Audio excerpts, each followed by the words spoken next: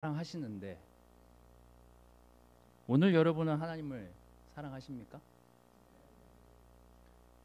쑥스러워서 대답을 안 하시는 거죠?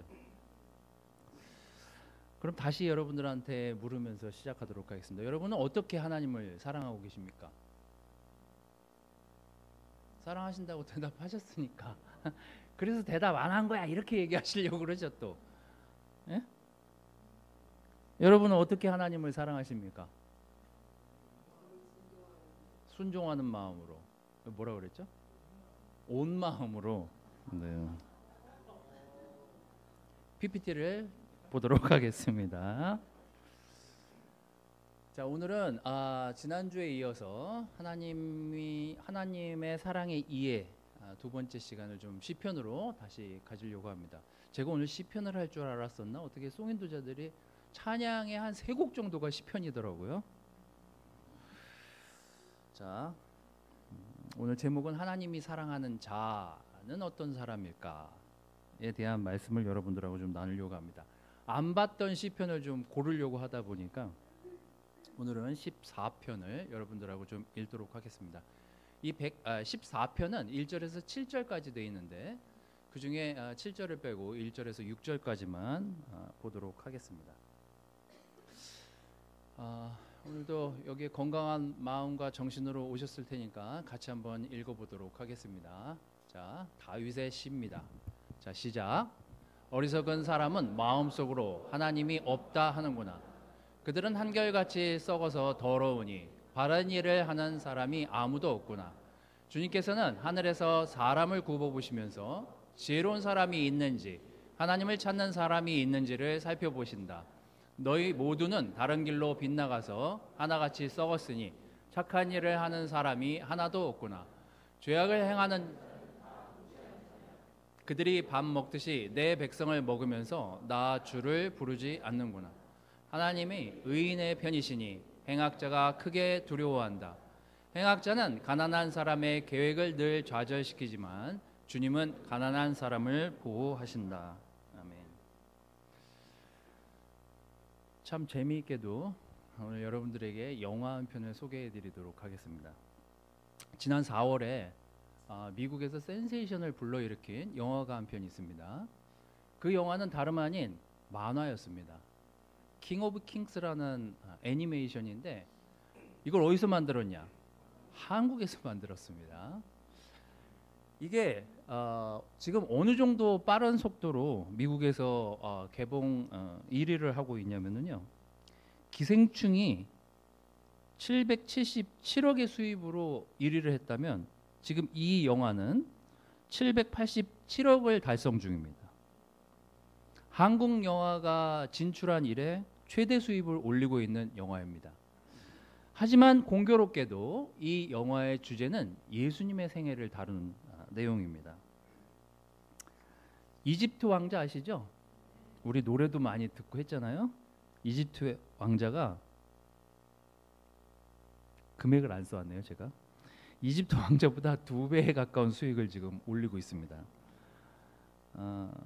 또 이 성우가 누구냐면요, 듄이란 영화를 촬영한 주인공 아이작이 예수님 역을 했습니다. 본디오 빌라도 역은 007 주인공이었던 피어스 브로스넌이 했습니다. 그 다음에 거기 마리아로 나오는 여 주인공의 역할은 킬빌 영화를 찍은 우마 셔먼이라는 분이 했다고 합니다. 근데 이분은 신기하게도 불교도예요. 자, 하여튼 한국에 아직 개봉되지는 않았습니다. 7월에 개봉한대요, 한국에는. 어쨌거나 지인으로부터 이제 이 얘기를 듣고 이제 예고편이랑 이런 것들을 좀 보느라고 유튜브에 들어가서 저도 이제 이런저런 자료를 찾아봤습니다. 이 영화가 어린아이와 어른 할 것 없이 모든 관객의 마음을 사로잡았던 가장 큰 이유가 뭐냐라고 미국 관람객들에게 관광객이 아니라 관람객들에게 물어봤을 때 대부분이 남녀노소 누가 봐도 공감대를 형성할 수 있는 포인트들이 있다. 예수님 생애에 대한 본질은 건드리진 않았지만 그 예수님의 생애에 대한 성경적 스토리를 그대로 담아내고 있지만 그 안에 예수님이 인간적인 모습으로 이 땅에 오셔서 사람들과 어떻게 아까 이창렬 형제가 얘기한 관계를 맺으면서 그들을 사랑하셨는지에 대한 포인트들이 여기 안에 많다는 거예요. 그래서 저도 기대는 하고 있습니다. 7월에 오면 저도 가서 이 영화를 좀 봐야 되겠다라는 생각이 들었는데 이 영화 제작을 한 감독이 그 공동 경비구역 그걸 촬영하셨던 촬영 감독이시더라고요. 그래갖고 이 동작이나 이런 것들을 연구하고 만화로 옮겨내느라 이 영화를 만드는데 10년이나 걸렸다고 그러시더라고요. 그래서 투자를 못 받아서 한참 동안 애를 먹었대요. 또 이게 기독교 영화처럼 보이니까 우리나라에서 얼마나 기독교 관련 단체가 아닌 단체에서 투자하기가 굉장히 힘들었을 거 아니에요. 그런데 자기가 이거를 미국에 수출할 생각으로 열심을 다해서 만들고 이거를 제작하던 과정에 코로나가 온 거예요. 2015년인가 16년부터 만들기 시작했다는데 저는 하여튼 좀 신기했습니다. 15년, 16년부터 만들기 시작했는데 코로나가 왔대요. 그래서 국내에서 이 투자를 받기가 어려워서 일단 미국에 먼저 보내서 이 작품을 좀 후원할 사람들을 찾으려고 이거를 보냈는데 이 각본을 본 아까 제가 얘기한 그 유명한 그 배우들이 이 각본을 먼저 보고 자기가 지금 코로나고 자기가 할 일도 없는데 여기에 자기가 이 각본에 너무 매료가 됐다. 그래서 자기를 성우로 써달라. 그래갖고 이분들이 섭외가 됐다고 그러더라고요. 그래서 이제 이런 영화가 탄생했대요. 근데 거기 이제 뭐 영상 그 찍은 거에 보면 많은 애들이 울어요. 그리고 엄마 그 아빠도 같이 와서 이제 그 영화를 보고 너무 좋았다 그러면서 이렇게 막 눈물을 흘리고 같이 쉐어링하는 이런 게 영상들이 많이 떠돌고 있어서 저도 이제 한참을 봤습니다. 7월에 꼭 오시면 보십시오. 오면은 자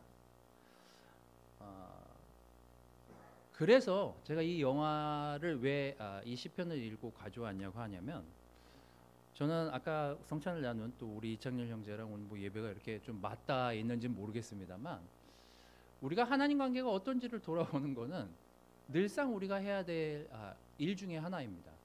내가 요즘 하나님 관계가 어떻고 나는 요즘 하나님한테 어떻게 그 사랑을 표현하고 있고 하나님은 오늘 어떻게 나를 사랑하시는지에 대한 관계를 잘 들여다보면 우리가 오늘 시편을 이해하면서 하나님의 사랑과 또 내가 하나님께 드리는 그 사랑이 어떤 연관관계가 있는지를 살펴보는 중요한 포인트들을 좀 찾을 수 있죠. 먼저 이 시편 1절은 이렇게 시작하고 있습니다. 어리석은 사람은 마음속으로 하나님이 없다 라고 한답니다. 한번 여러분 삶에서 좀 어려운 일이 오거나 좀 힘든 일이 오거나 좀 고통스러운 일이 왔을 때 좀 이런 생각 해보신 적이 있나요? 하나님이 안 계신 것 같아. 근데 성경에서는 이런 사람에게 어리석다라고 표현을 합니다. 근데 제가 이제 지난주에 이어서 히브리 말을 좀 이렇게 필요한 단어들을 제가 지금 가져와서 여러분들하고 좀 나누려고 하는데 이 어리석은 사람의 히브리 말은 여러분들이 잘 아는 인물의 이름이기도 합니다. 어리석다의 히브리 말이 나발이에요. 여러분 나발이 누군지 아십니까? 나발은 누구죠? 나발 부는 사람? 나발? 설마 그렇게 알고 있진 않겠죠. 나발이 누구예요? 아비가일 남편이죠. 역시 우리는 성경을 참 열심히 잘 읽는 사람들이에요. 자, 그래서 이 사람에 대한 이야기들을 좀 먼저 보도록 하겠습니다. 사무엘상 25장 2절 3절만 제가 읽어보도록 할게요. 마온에 어떤 사람이 살았는데 갈멜의 목장을 가지고 있었고 아주 잘 사는 사람이었다. 그가 가진 가축은 양떼가 3,000마리, 염소떼가 1,000마리였다. 그는 아침 갈멜에 와서 양털을 깎고 있었다. 그 사람의 이름은 나발이며 그 아내의 이름은 아비가일이었다. 이 여인은 이해심도 많고 용모도 아름다웠으나 그 남편은 고집이 세고 행실이 포악하였다. 라고 기록하고 있습니다. 성경학자들에 의하면 나발은 본명은 아니었을 것이라 라고 얘기하는 분들이 있더라고요. 저도 그렇게 생각합니다. 왜냐하면 이 사람이 갈렙 후손이에요. 갈렙, 성경이 거기 사무엘상 25장 그 뒷부분에 보면 이 사람 출신이 나와요. 갈렙 출신이었다면 적어도 어느 정도 권력을 가지고 있었을 거다. 그때 당시에 이스라엘 백성에게 있어서 강력한 리더십을 발휘했던 두 사람을 꼽는다면 여호수아와 갈렙 아니겠습니까? 굉장히 존경받는 집안의 후손이었기 때문에 아마 적지 않은 부를 이루고 있었을 사람이었다라고 추측하는 게 정상적인 추측이죠. 그래서 이 추측은 아마도 이 사람이 그 지역에서 어떤 권한과 또 직책도 가지고 있었을 뿐만 아니라 유력한 그 지역의 지주였을 가능성이 높지만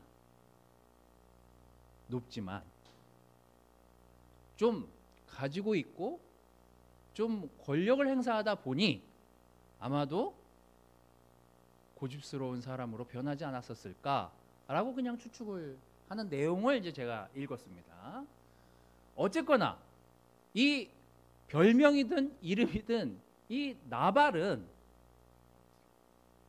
이 다윗이 자기가 데리고 있던 병력들을 동원해서 이 나발이 가지고 있던 양들과 굉장히 많았잖아요. 3,000마리, 염소떼가 1,000마리.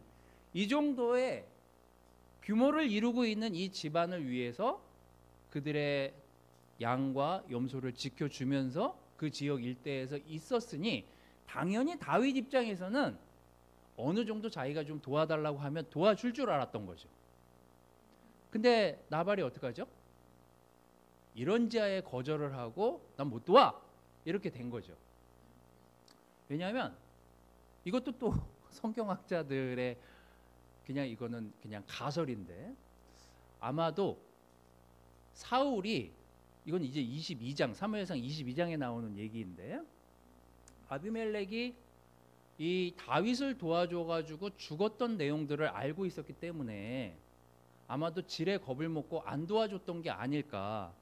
이 사람도 아무리 포악하지만 고집이 세지만 어쨌거나 좀 사리 사욕이 많고 분별력이 있었던 사람이지만 어떤 정치적인 선택에 의해서 이 다윗이 요구를 했을 때 이러다가 나도 사울한테 죽는 거 아니야? 뭐 이럴 가능성도 있잖아요. 뭐 그럴 가능성도 있었겠다라고 얘기하는 분들이 계시더라고요. 어쨌든 이분이 이걸 안 도와주면서 다윗이 이 집안을 칠 각오를 하고 왔는데 아비가일 때문에 살아났다. 이런 내용이 이제 여기 나옵니다. 여러분들이 생각하시기에 어리석은 사람의 반대말은 무엇일까요? 지혜로운 사람. 그죠? 저도 이렇게 얘기할 거라고 생각했어요.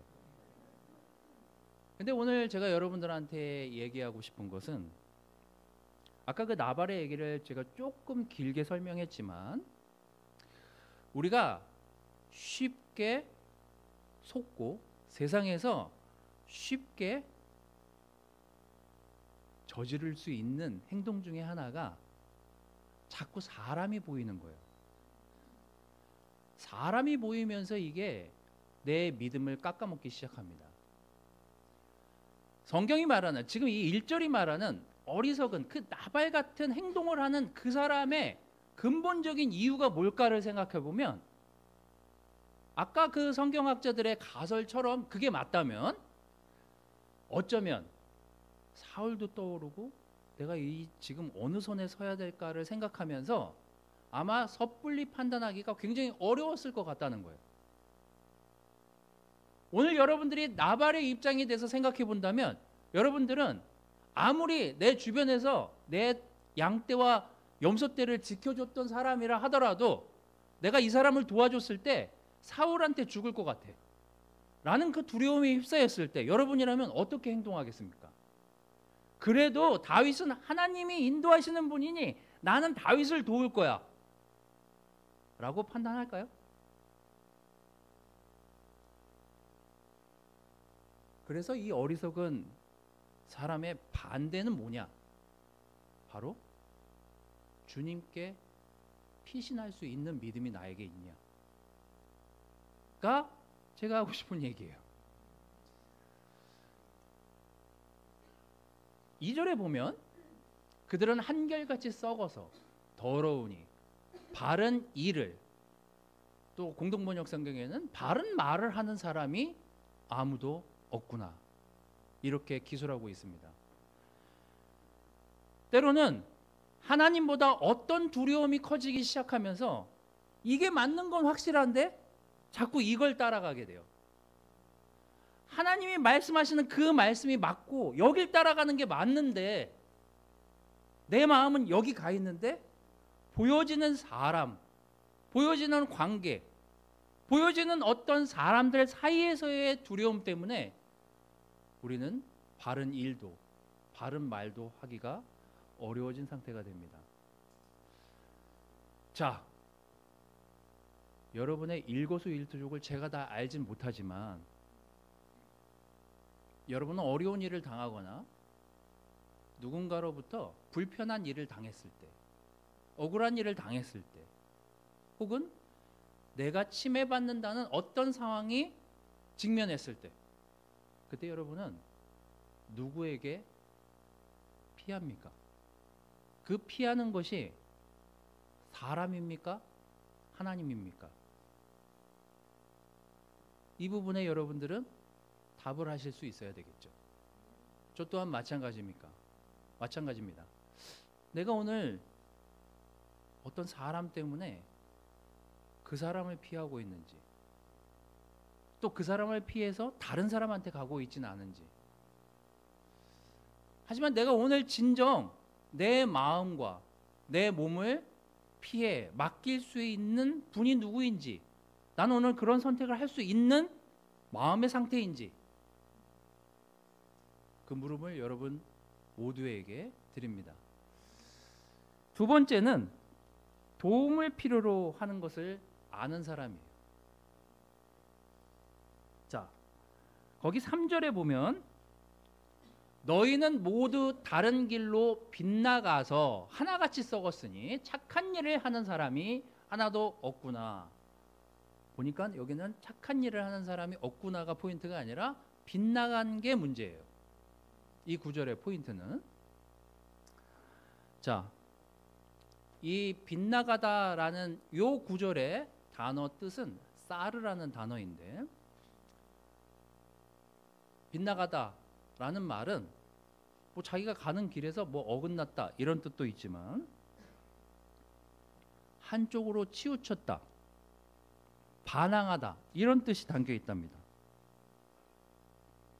지금 누구한테 반항을 하는 거예요? 하나님한테 반항하고 있고, 누구의 길에서 벗어나고 있는 거예요? 누구에게 저항하고 있는 거예요? 하나님에게 저항하고 있습니다. 우리가 균형을 잃을 때가 있죠. 때로 우리는 균형 잡히지 않은 판단을 할 때가 있습니다. 특히 가족의 문제나 또 내가 세상을 바라볼 때 좌우를 생각해 보게 됩니다. 여러분은 어떤 기준으로 어떻게 판단하면서 이 땅에서의 삶을 살고 계십니까? 요즘 세상의 어지러운 시대에 살고 있지 않습니까? 특히 저희 나라는요. 저도 계속 기도는 하고 있지만 사실 불안한 마음도 있어요. 우리 나라를 생각하면, 제가 이 나라를 너무 사랑하고 저도 이 땅에서 태어났지만 간혹 왜 이 불의가 판을 치는 세상이 됐을까? 왜 나는 이 불의에 적절히 대응하지 못하고 이 흔들리는 마음으로 이 땅에서 살아가고 있을까? 그런 생각을 좀 많이 하는 편이에요. 여러분도 나라를 위해서 기도하고 저도 나라를 위해서 기도하지만 우리가 무엇인가 한쪽에 치우칠 때 항상 문제가 일어납니다. 그래서 균형 잡힌 생각을 갖는 것이 우리에게 너무나 필요해요. 자, 그 균형을 어디서 찾을 것인가? 이 다윗은 내가 지금 도망다니고, 내가 지금 억울하고, 내가 지금 분한 상태에 있고, 내가 지금 복수하고 싶지만 그 필요를 하나님께 고백하고 있습니다. 이 시편의 많은 부분들을 여러분들이 읽어보시면 다윗이 저 사람도 죽여주세요, 저 사람도 심판해주세요, 저 사람 때문에 내가 괴로워 죽겠어요, 이런 기도를 엄청나게 많이 하지만 그 시의 끝부분을 보면 대부분 뭐라고 기도합니까? 감사와 당신의 뜻에 내가 순종하겠다라는 표현으로 그 시편을 마치는 내용들이 또 많이 나와요. 여러분, 우리는 우리를 기준으로 혹은 나와 가까운 사람을 기준으로 타인을 판단하거나 아니면 다른 사람에 대한 생각을 감정적으로 갖기 시작하면 빗나가고 치우쳐지기 쉬운 게 우리 마음입니다. 그래서 오늘 우리는 이런 태도가 필요한 거예요. 나는 도움이 필요한 사람이야. 사람의 도움이 필요하기도 하지만 나는 정말 하나님의 도움이 필요해. 나는 하나님 때문에 내 모습을 그대로 드러내고 하나님께 나왔지 사람들 때문에 여기 나온 게 아니잖아요. 우리가 정말 도움을 필요로 하는 것은 하나님이어야지 사람이나 내 감정이 되어서는 안 됩니다. 여러분은 정말 하나님의 도움을 필요로 한 그런 삶을 살고 계시는지 이 시편을 통해서 오늘 여러분 스스로를 또 돌아보시는 시간이 되시기를 바라겠습니다. 너희 모두는 다른 길로 빗나가서 하나같이 썩었으니 착한 일을 하는 사람이 하나도 없다. 우리 중에는 있을까요?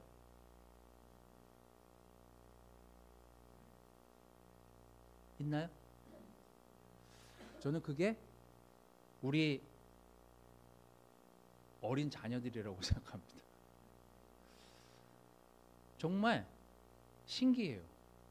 같이 있다 보면 치유가 돼요. 아이들이랑 있다 보면. 그래서 어쩌면 제가 프리틴 아이들을 좋아하는 이유가 거기에 있는 것 같다는 생각도 들어요. 제가 진짜 설교를 별로 안 어려워하는데 제일 어려운 설교가 제가 말씀드렸나요? 틴들이 제일 어려워요. 틴들이. 왜냐하면 뭐 사춘기에 발광도 그런 발광 다이오드들이 없어요. 그래서 어디에 이 초점을 맞춰야 될지를 잘 몰라요. 근데 이 초등학교 아이들은 일단 잘 흡수를 해요. 잘 받아들이고 걔네들이 집중 안 할 것 같죠. 우리가 10분 15분 설교하는데 뭔가 딱 집중해서 그걸 듣고 적고 그거를 나눈다니까요. 들으면 더 신기해요. 생각지도 못한. 그래서 제가 오늘 아침에 사랑이를 만났는데 사랑이가 자기가 얼마 전에 생일이었다고 둘이 얘기하다가 그렇게 얘기가 됐어요. 그래서 그래? 아니, 축하해. 선물을 뭐 받았어? 했더니 성경책을 선물 받았다는 거예요. 그래서 너의 의지냐 부모의 의지냐? 누구의 의지예요? 혜윤의 의지예요? 네. 그러면서 사랑이가 그랬어. 자기도 너무 좋았다고. 성경책을 선물 받아서. 우리 애도 책 선물해 준 적이 있거든요. 어렸을 때. 걔는 막 울었는데.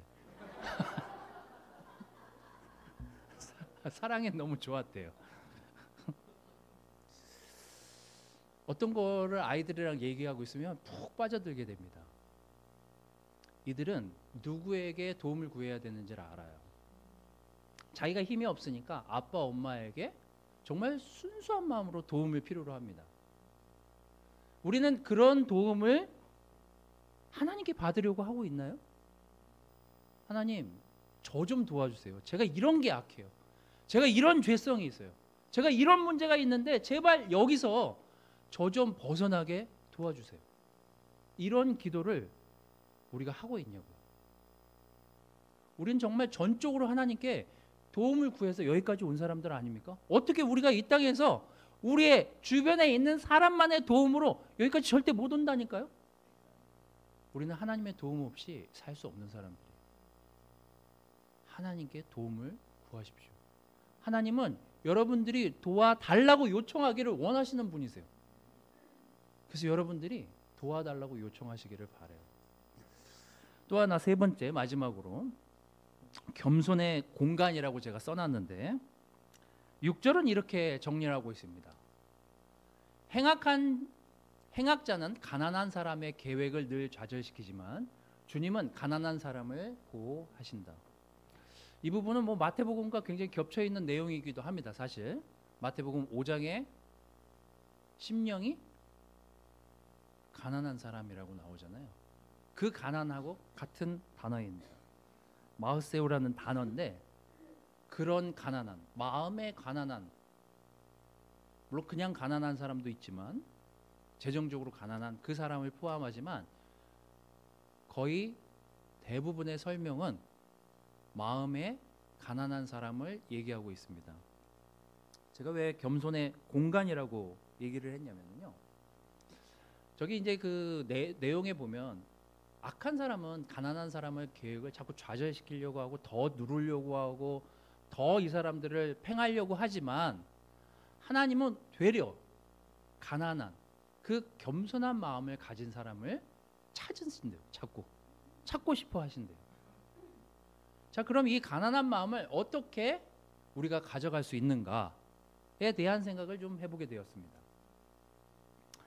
제가 요즘 그 커피숍에 가면 학생들이 거기 그렇게 와서 앉아서 이어폰을 꽂고 컴퓨터로 작업을 그렇게 하더라고요. 근데 처음에는 그 모습이 굉장히 낯설었어요. 저게 공부가 될까? 이렇게 사람들이 왔다 갔다 하고 이렇게 시끄러운데? 그래서 어느 순간엔 좀 궁금증이 생겼어요. 저놈들이 진짜 공부를 하고 있는 걸까? 저거 노트북을 펴고 영상을 다른 거 보고 있지는 않나? 라고 해서 이제 제가 이렇게 화장실 갔다 오는 척 하면서 이제 컴퓨터가 이렇게 놓여서 막 저 구석을 차지하고 있는 좋은 구석들을 차지하고 있는 그쪽을 이렇게 한 바퀴 쭉 돌면 뭘 하고 있어요. 내가 모르는 무언가를 하고 있어요. 근데 영상 보는 애는 없더라고요. 그 중에 한 명은 영상을 보고 있었는데 그것도 강의 영상이었어요. 그러니까 뭔가를 하고 있었다는 거예요. 근데 또 문득 또 하나 제 생각이 발전한 거? 쥐도 공부방도 있고 조용한 데가 있을 텐데 굳이 여기까지 나와가지고 그리고 이제 자리에 앉아서 이런저런 생각을 하다가 제 어렸을 때 생각을 하게 된 거죠. 여러분의 추억 속에 가장 여러분들 마음속에 남은 그때 맞아 내가 이런 게 되게 좋았었지. 내가 이때 이랬었지. 라고 생각하는 그 장면들이 있어요? 다 있잖아요, 우리. 내가 그때 진짜 열심히였지. 내가 그때 참 순수했지. 어떤 그런 추억을 떠올리는 데 있어서 자신만이 가지고 있는 그 추억들을 떠올려 보면 어떤 시점 그게 무슨 옷을 사거나 뭘 산 게 기억나는 게 아니라 누구랑 무엇을 했던 게 가장 많이 생각납니다. 잘 생각해 보세요. 여러분의 과거를 생각해 보세요. 왜 우리 가족들이 자라오면서 치고받고 싸우고 막 갈등도 겪지만 왜 가족들이 생각나냐면 그 가족과의 추억이 있기 때문에. 물론 안 좋은 추억도 있죠. 그래 맞아 내가 그래서 열심히 살 생각을 했지. 내가 그분이 아파서 내가 이렇게 살고 싶어 했지. 어떤 여러분의 인생에 결정적인 영향을 준 그런 추억, 그런 순간들이 존재합니다. 그리고 저도 그 학생들을 보고 그 커피숍에서 그 친구들을 유심히 보다가 저를 돌아보면서 그런 생각을 했어요. 저들에게는 여기가 쉼의 공간이고 자기가 무언가를 하기 위해 어떤 자리를 찾아와서 있는 자리가 저 자리겠구나. 그래서 우리는 아이들이 여러분의 자녀들이 나 커피 마시면서 공부할래. 그럼 뭐라고 해야 돼요? 니 깐게 이렇게 하면 안 된다는 거예요. 또 그런 데 가가지고 독서실을 가지. 그들이 가서 무언가 접점을 찾을 공간을 찾은 거예요. 우리도 때로는 그런 공간이 필요해요. 그런 시간이 필요해요. 저는 그래서 제게 사무실이 주어진 걸 굉장히 감사하게 생각하고 있습니다. 거기 있으면 어느 때는요, 아침부터 저녁 때까지 안 나오는 날도 있어요. 거기 반경 5m를 벗어나지 않고 거기 있으면요, 가끔 행복할 때가 있어요. 방해받지 않고 내가 뭔가 궁금하면 찾아볼 수도 있고 유튜브도 볼 수 있고 많은 자료들을 끄집어서 보면서 하나님을 떠올리고, 아, 내가 이 공간이 참 편안하게 좋은 것들을 떠올릴 수 있는 공간이구나 라고 생각했을 때 그 공간은 하나님과 관계를 맺기 최고의 공간이 되는 거예요. 저는 여러분들에게 그런 공간이 있길 바라요. 그게 여러분이 루틴하게 어디를 가서 나는 꼭 여기서 기도하면 좋더라, 마음이 평온해지더라, 그런 공간이 있다면 그게 여러분에게 최고의 공간인 거죠. 그때 여러분 마음을 돌아보면서 겸손해지고 낮아지고, 맞아, 내가 이랬던 사람이지, 내가 이런 시간을 지나왔지, 내가 이런 삶을 살았었지를 회고하는 건, 그건 하나님께 가장 가까이 갈 수 있는 방법이기도 합니다. 저는 여러분이 그런 겸손의 시간을 갖는 공간을 가졌으면 좋겠어요. 여러분이 마음이 가난해질 수 있는 그런 공간을 찾았으면 좋겠어요. 그래서 여러분들이 하나님 앞에 여러분의 마음을 겸손히 내려놓고 하나님과 좋은 시간을 갖는 그런 스팟이 있었으면 좋겠습니다. 마태복음 7장에 보면 한 가지만 더 얘기하고 정리하도록 하겠습니다. 마태복음 7장에 보면 뭐 우리 다 아는 얘기니까 반석 위에 세운 집, 모래 위에 세운 집. 그 비유의 포인트는 무엇입니까?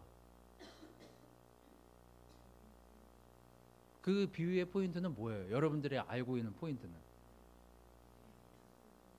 네?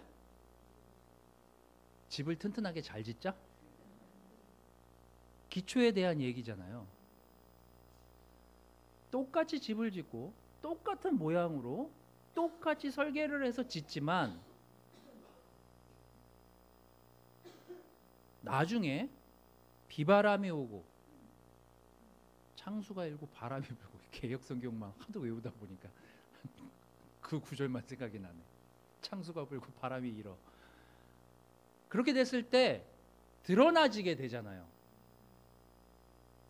똑같은 모양의 집을 짓고 살았는데 바람이 불고 지진이 나고 광풍이 불어도 무너지지 않는 집은 반석 위에 지은 집이라잖아요. 그 반석이 누구예요? 예수님이고 하나님이잖아요. 여러분들 삶에 짓고 있는 그 집은 모래입니까? 반석입니까?